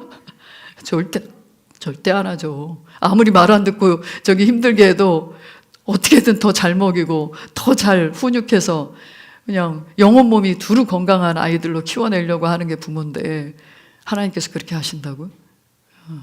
전염병을 돌게 해서 재해를 만나게 해서 그렇게 싸그리 죽여버린다? 그건 하나님의 속성이 아닙니다. 그건 철저히 마귀의 속성이라는 걸 제가 그때 깨닫고 너무 감사했어요. 그리고 나서 이제 제가 저의 그 고질적인 인후염, 그러니까 1년에 한 8번씩은 약을 먹고 병원 가서 이제 주사 맞아야 되고 또 심지어 입원까지 하고 이래야 이제 낫고 너무 심한 오한과 열에 너무 시달리고 아무것도 할 수 없고 머리가 깨질 듯이 아프고 이런 상황을 1년에 이렇게 몇 번씩을 겪는다고 생각해 보세요. 근데 제가 그거로부터도 깨끗이 낫고 또 허리 디스크 때문에 한 몇 개월은 기어서 화장실을 다니고 밥을 할 수가 없어가지고 우리 셀 리더하고 우리 셀 식구들이 와서 반지하 살 때요. 우리 그 셀 식구들이 와서 애들 밥 차려주고 가고 그랬었어요. 그러니까 벽을 짚고 일어나는 데까지도 시간이 걸렸고, 그렇게 해서 1년 반 동안 또 어쨌든 회복이 안 돼가지고 하는데, 내가 너를 낫게 했는데 왜 계속 낫게 해달라고 하니? 주님, 저 이 허리만 낫게 해주시면 제가 뭐든지 할 수 있겠습니다. 막 이렇게 막 헌신하는 기도, 막 이것만 낫게 해주시면 제가 뭔들 못하겠습니까? 막 이러는데 주님께서 저한테 이제 그렇게 이제 말씀을 해주셨어요. 내가 너를 이미 낫게 했는데 왜 자꾸 낫게 해달라고 하니? 이렇게 해주셔서 그때도 이제 이렇게 다시금 또 치유에 대해서 붙잡고 일어나고 지금까지 그런 질병에 노출되지는 않습니다. 이제 디스크라는 그 부분에 있어서는. 그래서 이렇게 보시면 이사야 53장 5절, 마태복음 8장 17절, 베드로전서 2장 24절, 이게 전부 다 그러니까 치유에 관한 뭐 성경 전체 아무리 109절을 알아도 209절을 암송하고 309절을 암송한다 하더라도 하나님의 뜻이 어디에 있는지, 그 뜻이 어떤 이런 내가 치유라고 하는 나에게 주어진 이 권리와 이 능력에 대한 말씀을 두세 말씀이라도 확실하게만 알고 있으면 그 부분에 있어서 내게 계시된 말씀 한 말씀만 가지고 있어도 그 분야는 치고 나가실 수 있어요. 그래서 치유에 관한 말씀 이 세 말씀 한번 읽어보겠습니다. 그러나 그는 우리의 허물로 인하여 상처를 입었고 그는 우리의 죄악으로 인하여 상하였도다. 우리의 화평을 위한 징계가 그에게 내려졌고 그가 맞은 채찍으로 우리가 치유되었도다. 그렇게 하심은 선지자 이사야를 통하여 말씀하신 것을 이루려 하심이니 그가 친히 우리의 연약함을 맡으시고 우리의 질병을 짊어지셨느니라고 하셨더라. 그가 친히 나무에 달린 자신의 몸으로 우리의 죄들을 담당하셨으니 이는 우리가 죄들에는 죽고 의에는 살게 하려 하심이니라. 그가 채찍에 맞음으로 너희가 낫게 되었느니라. 아멘. 아멘. 이렇게 어떤 뭐 치유에 관한 말씀이든 구원에 관한 말씀이든 또 그 부요에 관한 말씀, 이런 말씀들 몇 가지만 그냥 한 구절이라도, 그래서 두세 구절 이상은 여러분들이 확실하게 자기 것으로 만들고 그리고 그 말씀을 사용해 보십시오. 그런 상황이 될 때 사용해 보시고 또 성령님께서 계시하시고 나타내시는 그 실제들을 더 풍성히 경험하시게 될 겁니다. 자, 믿음이 하는 일을 보겠습니다. 첫 번째, 하나님을 기쁘시게 합니다. 하나님을 기쁘시게 할 수 있는 것이 바로 이 믿음입니다. 히브리서 11장 6절 읽겠습니다. 그러나 믿음이 없이는 하나님을 기쁘시게 할 수 없나니 하나님께 나아가는 자는 그분이 존재하시는 것과 그분이 자기를 열심히 찾는 자들에게 보상하는 분이심을 마땅히 믿어야 하느니라. 아멘. 믿음이 없이는, 그러니까 하나님에 대한, 하나님의 말씀에 대한 이런 그 존중과 감사가 하나님을 기쁘게 할 뿐더러 그 뒤에 하나님이 기뻐하시는 일에 대해서 나와요. 보시면 우리가 믿음으로 나아갈 때 하나님이 어떤 분이신지, 그분이 존재, 그러니까 who he is, 그분은 누구신가, 하나님은 누구신가. 여기서 하나님 당신은 누구십니까? 라고 모세가 물었을 때 하나님 뭐라고 말씀하세요? I am that I am. 나는 나다. 이렇게 얘기하는데요. 그게 무슨 말이냐 하면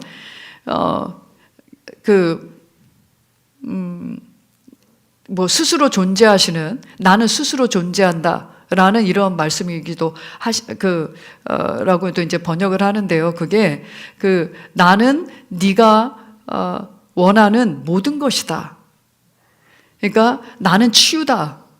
나는 평강이다. 나는 너의 목자다. 나는 너의 힘이다. 나는 너의 의다. 나는 너의 평강이다. 그래서 우리가 우리 삶의 모든 분야에 필요로 하는 것이 있다면 나는 바로 그것이다 라고 지금 얘기하시는 거예요. 그래서 그분을 찾되 그분을 열심히 찾는 자들에게는 보상하는 분이시다 이렇게 얘기하죠. 그러니까 하나님, 여기서 열심히 찾는다는 게 우리의 추구와 노력이 아니라 믿음입니다. 그러니까 하나님은 그 치유십니다. 하나님은 평강이십니다. 하나님은 승리가 되십니다. 이렇게 하나님이 어떤 분인지를 믿고 지속하는 거죠. 아까 인내라는 게 지속하는 힘이라고 말씀드렸습니다. 말씀이 그렇게 말했으면 하나님은 그런 분이야 라고 생각하고 또 말하고 나의 생각을 또 먹이고 나의 행동에 적용하고 이런 믿음의 모든 활동들은 반드시 반드시 그거에 대한 결과를 주신다는 거죠. 여기서 개역성경에서는 상 주신다 이렇게 해버리니까 우리는 상 받을 때 1, 2, 3등만 받죠 거의. 그러니까 1, 2, 3등 안에 들어라. 이렇게 생각하시는 경우가 많은데 그 상이 아니에요. 리워드라고 해서 이거는 달린 모든 사람이 자기 트랙에서 달린 모든 사람에게, 왜 마라톤 뛰면은 모든 사람한테 그 마라톤 참가한 그 모든 그 상장 그거 주거든요. 그래서 보상을 하는 거죠. 그래서 모든 사람에게 모든 보상이 있는 겁니다. 그래서 모든 분야에, 여기서 말씀드리는 건 모든 분야에 그분은 치유자시다, 승리자시다. 그리고 주님은 내게 부유하시다, 참으로 신실하시다. 이런 부분에 여러분들이 지속하게 되면 그 신실함의 결과를 받고, 치유의 결과를 받고, 승리의 결과를 받고, 부유함의 그 결과를 여러분들이 받는다는 말씀입니다. 히브리서 10장 38절, 이제 의인은 믿음으로 말미암아 살리라. 그러나 누구라도 뒤로 물러나면 내 혼이 그를 기뻐하지 아니하리라. 그러니까 믿음으로 사는 것, 정말 하나님의 말씀을 가지고 도전해 보십시오. 그래서 이렇게 도전하면서 믿음으로 말미암아 산다, 이거는 하나님의 말씀대로 도전해 보시라는 거예요. 도전이 올 때 하나님의 말씀으로 도전해 보라는 거예요. 질병에다가, 가난에다가, 관계의 연약함에다가 도전해 보면 그 도전한 것에 대한 반드시 진보가 있습니다. 반드시 전진이 있을 거라고 말씀하십니다. 그렇지 않으면 자꾸 믿음이 없는 게 아니죠. 믿음을 발휘하지 않고 적용하지 않아서 계속 뒤로 후퇴한다? 그것처럼 아버지의 마음을 아프게 하는 일은 없을 거예요. 그 다음에 믿음으로 살기 위해, 그러니까 이 믿음이라고 하는 건 그리스도인의 삶의 방식이라는 거죠. 그래서 우리가 믿음으로 행하고 보는 것으로 하지 않는다.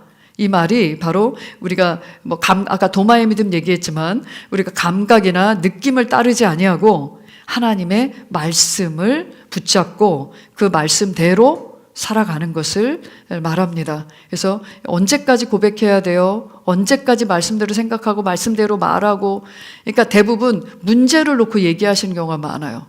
그런 질문을 하실 때는 얼마나 더 해야 이 문제가 해결돼요? 이런 경우가 많은데요. 이 믿음이라는 건 문제 해결 방식으로만 끝나는 게 아닙니다. 단순히 하나 문제 해결하려고 주신 게 아니에요.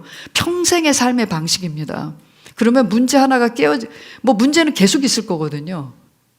문제는 계속 있을 텐데 그것을 믿음으로 점령해서 내 땅을, 이 믿음으로 차지한 땅을 계속 넓혀나가고 확장한다고 생각하시면 됩니다. 그래서 이 믿음은 언제까지가 아니에요. 그냥 삶의 방식입니다.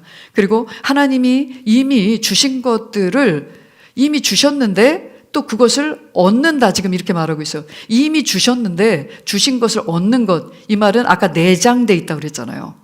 하나님이 주신 이 모든 치유나 승리나 평강이나 이 모든 것들은 우리 안에 내장되어 있는 것들입니다. 이걸 알고. 그래서 그렇게 해서 우리가 이미 주신 것이지만 믿음으로 이렇게 차지하는 것, 한마디로 캐시를 통장에서 꺼내 쓰는 것과 같습니다. 히브리서 11장 33절입니다. 그들은 믿음을 통하여 왕국들을 정복하기도 하고 의를 이루기도 하며 약속들을 받기도 하고 사자들의 입을 막기도 하고.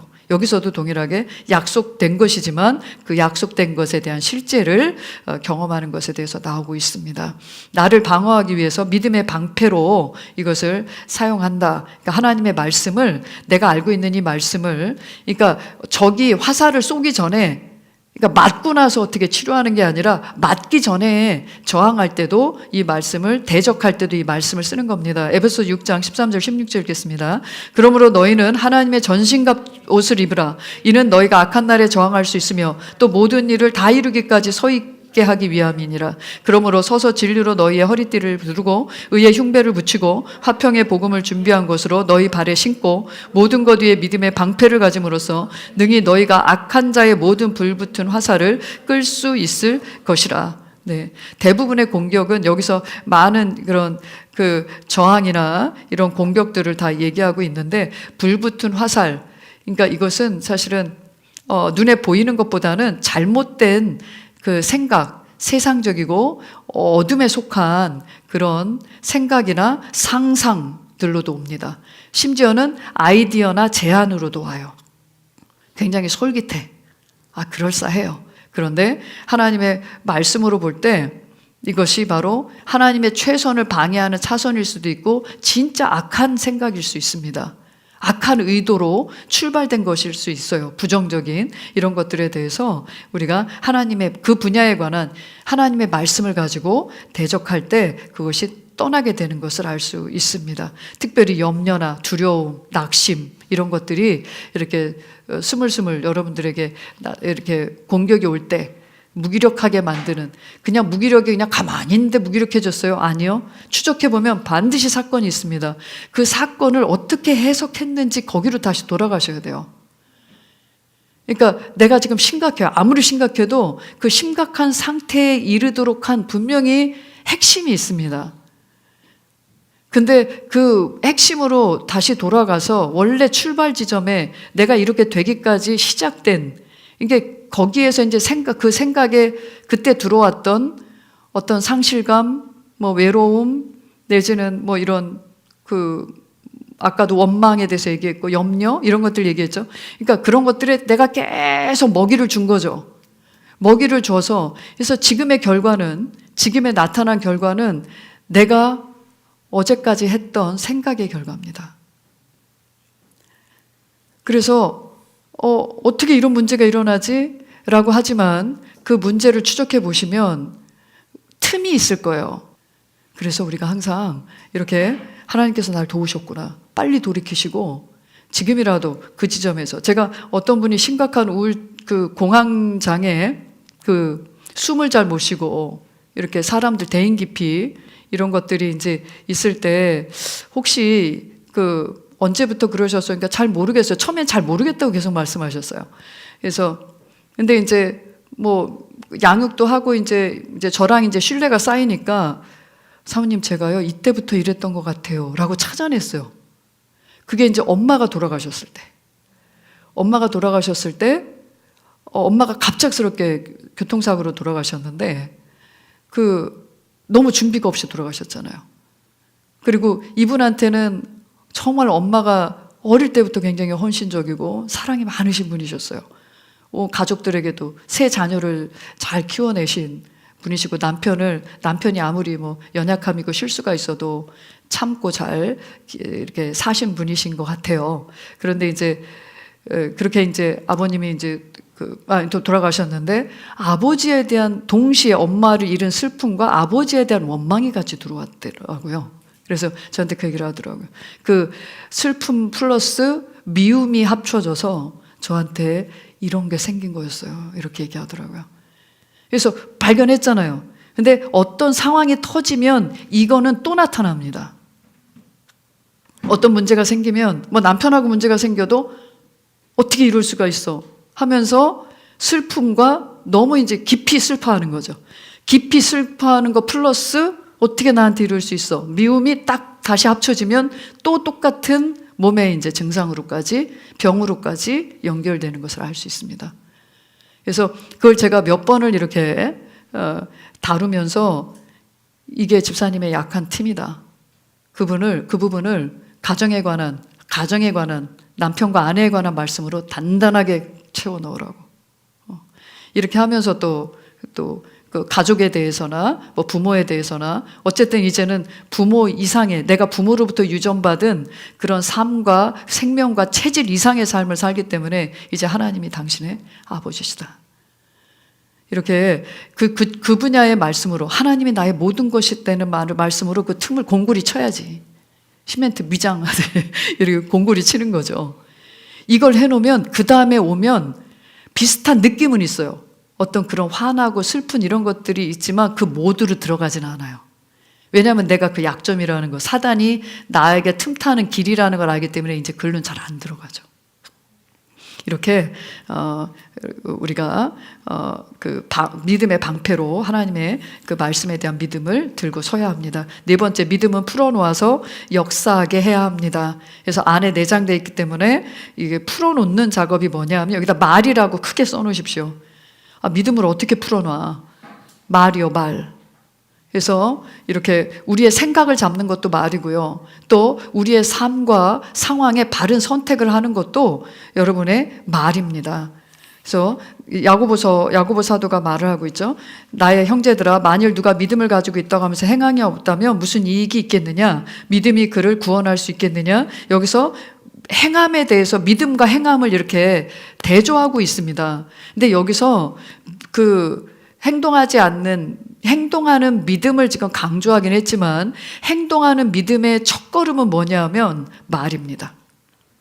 그래서 가장 중요한 믿음의 행동은 말이라고요. 그래서 난 그렇게 생각해야지. 아무리 생각하려고 해도 생각의 이 이게 채널 조정하는 게 쉽지가 않아요. 생각 채널 조정하는 건 이 생각 안 해야지, 이 생각 안 해야지가 아니라 말로 잡아야 됩니다. 전에도 말씀드렸어요. 생각은 뭘로 잡는다? 말로 잡는 거예요. 이제 그만해. 이렇게 딱 말씀으로 딱 잡는 겁니다. 이 허튼 생각, 말씀이 아닌 이 거짓, 떠나가. 이렇게 하는 겁니다. 계속 염려가 들어와. 어떡하지? 그만해. 그러니까 스탑을 누가 시키면 기분 나쁘잖아요. 막 걱정 좀 그만해. 그러면 네가 이런 상황 당해봤냐? 막 이렇게 이제 그래 네 팔뚝 굵다 막 이렇게 하면서 이제 하는데 그게 아니라 그러니까 남이 하면 그래요. 근데 이제는 내 생각을 내가 관리하는 겁니다. 누가 해주는 게 아니에요. 성령님이 도와주실 때 성령님이 그럼 이제 그건 아니지라고 하실 때 또 성령님의 말씀을 떠올려 주실 때 아멘 하든지 아니면은 이제 그만하라고 먼저 대적하는 대적 사인을 딱 보내야 돼요. 말로 이제 그만 이렇게 해서 이제 거기다가 말씀을 폭격하면 되잖아요. 이렇게 하면 생각이 바른 자리에 딱 씁니다. 막 흩어지고 무너지고 했던 생각이 딱 말씀으로 딱 세워지게 되면서 그 온전한 생각에 의한 판단에 의한 결정을 이제 행동을 해주게 되는 거죠. 그래서 넘겨보시면 그와 같이 행함이 없으면 믿음으로 말하노는 죽은 것이라. 믿음이 어떻게 그 행함과 더불어 작용하였으며 믿음이 행함으로 온전케 되었음을 네가 보느냐. 또한 배들을 보라. 그렇게 크고 거친 바람에 밀려가도 지극히 작은 키로 키잡이가 원하는 곳 어디로든지 돌려지느니라. 이와 같이 혀도 작은 지체지만 큰 일들을 자랑하느니라. 보라 작은 불이 얼마나 큰 것을 태우는가. 그래서 행함이 없으면 믿음은 죽은 것이다 이 말하는데 믿음이 없는 것이다, 믿음이 사라지는 거다 이 말을 하는 게 아니고요. 활동성이 없어진다 이 말입니다. 활동성이 없어진다. 그래서 우리가 자꾸 난 믿음이 없어서 믿음이 언제 꺾여가지고 다시는 이 믿음이 살아나지가 않고 이게 아니라 믿음은 있는 거예요. 언제든지 활성화시킬 수 있는 거예요. 실시간으로 언제든지. 그래서 자체 이런 가동할 수 있는 그게 있는데 바로 그것도 우리의 입에 달아놨어요. 입에. 예전에 그 경운기 아세요? 경운기? 덜덜 경운기 할 때 그 엔진을 이렇게 막 돌리잖아요. 이렇게 딱 그 막대 껴가지고 쇠막대 껴가지고 막 돌리면 덜덜덜덜덜 하면서 이제 그때 이제 엔진에 이제 저기가 이제 움직이기 시작을 해요. 이제 그때 이제 기어 걸고 이제 전진을 하면 브레이크 걸 때까지 계속 달려주거든요. 마찬가지 내 말로 하나님의 말씀을 고백하고 선포하다가 명령하는 것처럼 막 이렇게 으르렁거리듯이 선포하는 것, 이게 내 영의 활동성을 확 끌어올립니다. 그래서 꼭 고백해야 돼요 이런 질문을 하는 상황이라면 정말 고백을 안 해서 그런 질문을 합니다.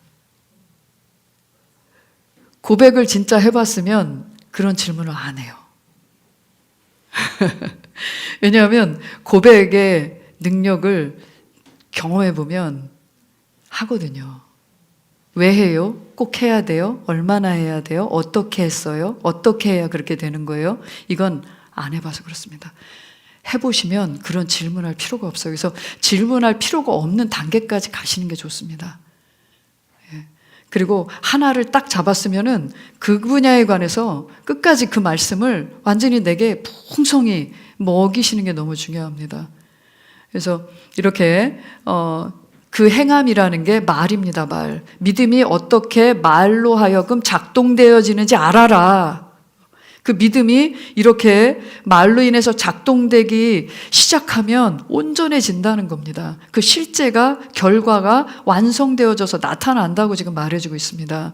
말은 굉장히 중요합니다. 그래서 야고보 3장 4절 5절에서 딱 못을 박잖아요. 혀는 작은 지체지만 배로 치자면 이 키 하나로 배가 우로 가고 좌로 가고 조정되는 것을 얘기하는 것처럼 이렇게 얼마나 말이 중요한지 나와 있습니다. 결론 읽겠습니다.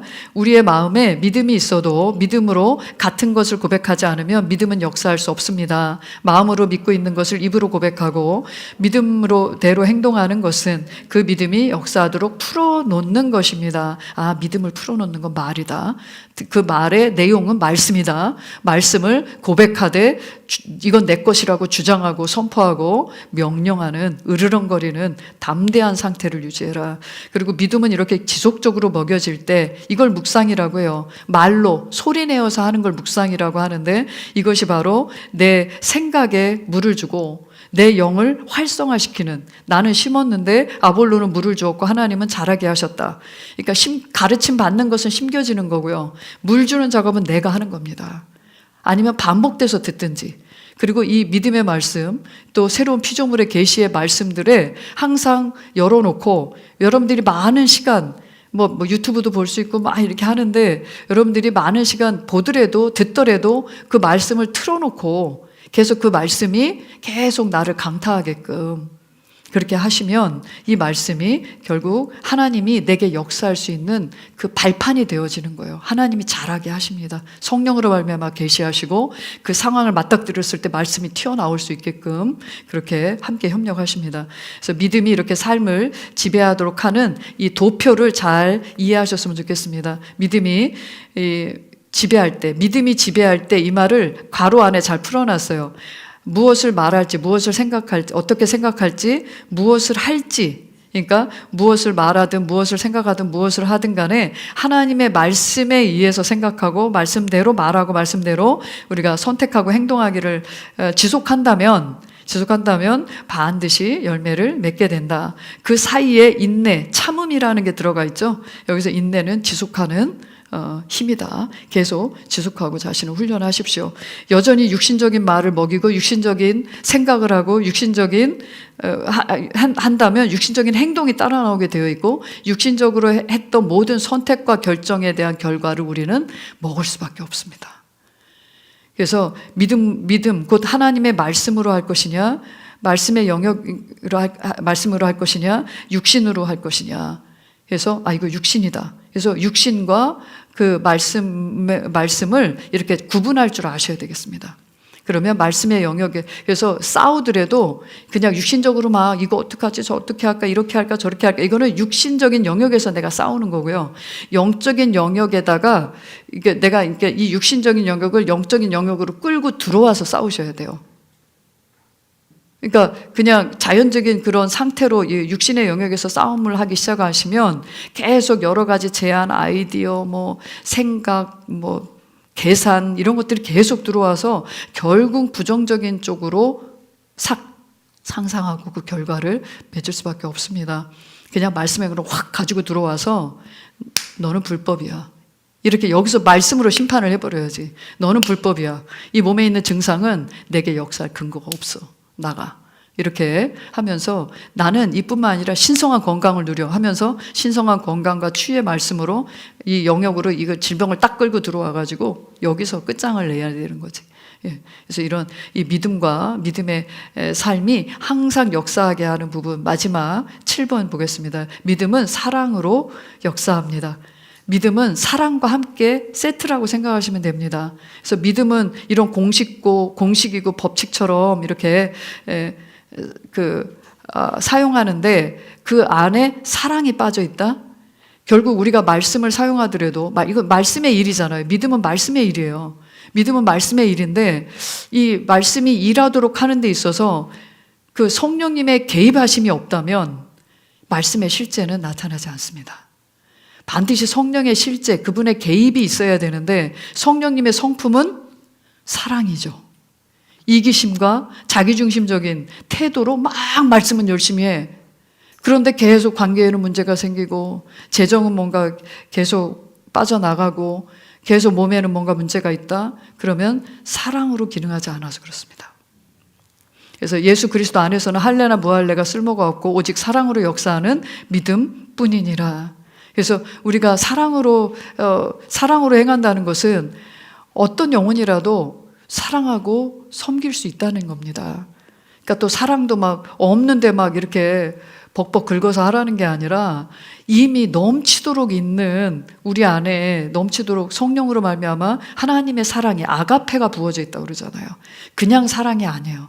그냥 내가 해왔던 인간적인 사랑이 아니라 하나님적인 사랑, 내 유익보다 다른 사람의 유익을 구할 수 있고 넘치도록 마르지 않는 그런 사랑의 흐름으로 초자연적인 사랑을 흘려보낼 수 있는 게 우리 안에 있습니다. 그래서 이 안에 뭔가 믿음의 일을 하는데 이 역사하지 않는다면 어떤 미움이나 다툼이나 시기나 원망이나 염려나 두려움이나 이런 것들이 가로막고 있다면 그거는 사랑과 반대되는 두려움과 어둠입니다. 그게 있는 한은 믿음이 역사하는데 계속 방해를 받고 있을 겁니다. 그래서 우리는 이렇게 이 믿음의 삶은 그 사랑의 삶으로 모든 사람을 유익하게 하며 또 세워주는 능력의 삶이 된다는 것을 우리가 이 시간 더 붙잡고 마치겠습니다. 우리 함께 결론 읽겠습니다.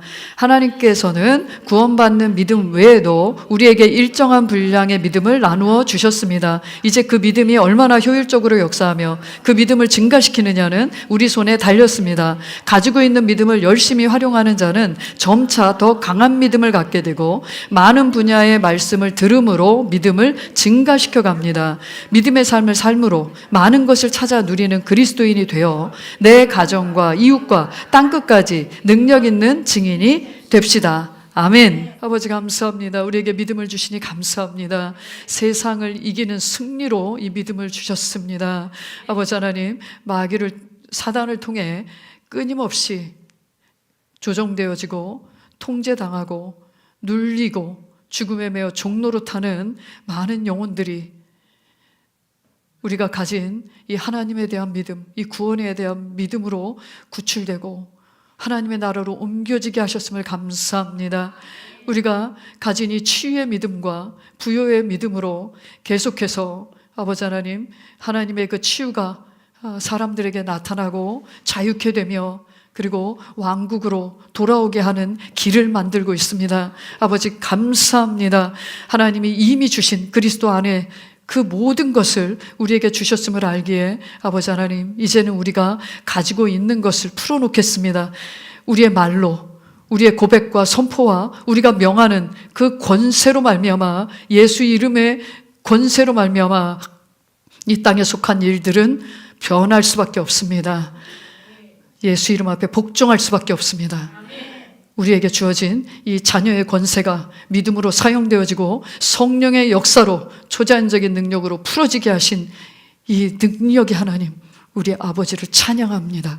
아버지 감사합니다. 하나님의 그 말씀이 얼마나 신실하고 온전한지를 보여주는 통로와 하나님의 의의 도구로 우리를 사용하여 주심을 감사드립니다. 승리하고 또 승리하며 많은 땅을 우리가 차지함으로 말미암아 아버지 하나님의 그 큰 평강과 그 은혜를 아버지 하나님 이 땅에 흘려보낼 것을 이 시간 결단하고 사랑으로 행하기를 결단합니다.